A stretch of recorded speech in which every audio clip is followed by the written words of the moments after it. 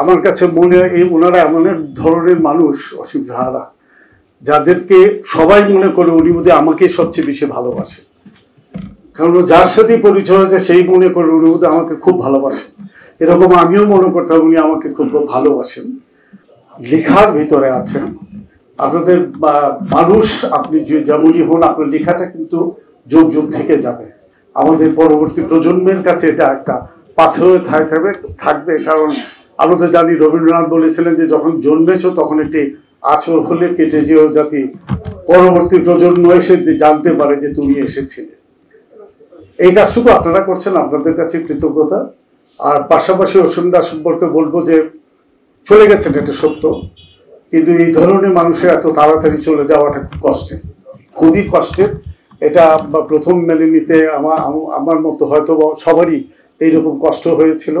এবং আমার দুর্ভাগ্য, যখন ওনাকে বাংলা একাডেমিতে নিয়ে আসা হয়েছিল, আমাকে আগের দিন গোলাম কুদ্দুস বললো যে আমরা বাংলা একাডেমিতে নিয়ে আসবো, চলে এসেন। আমার শুটিং ছিল মানিকগঞ্জে, থাকার কারণে আসতে পারিনি।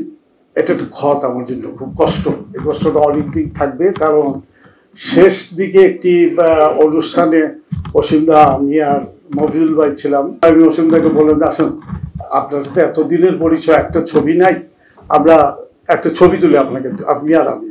তো সাথে তো মফিজুল ভাই বললেন আমাকেও নাও, কারণ আমাদের এর মধ্য থেকে আমরা কে কোন দিন নাই হয়ে যাব, তোমার এই ছবিটার জন্য কাজে লাগে। দুর্ভাগ্য যে এই মধ্যে থেকে অসীম দা নেই। তো উনি যেখানেই থাকুন অবশ্যই আমরা দোয়া করবো উনি যেন, ওনার আত্মা যেন শান্তিতে থাকে।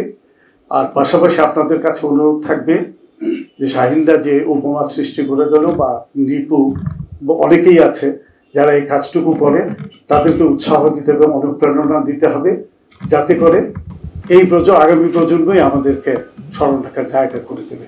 আপনারা সবাই ভালো থাকবেন। এই উদ্যোগটা নেওয়া, এবং আমাকে, আমি একজন অন্য ঘরানার লোক, নাটকের লোক বা সংগঠক হিসাবে, সেখানে থেকে আমাকে এখানে আসার এবং আপনারা আমার কথাগুলো শুনেছেন, এই জন্য আপনাদেরকে সবাইকে ধন্যবাদ। অসীমদের আত্মা শান্তি পান।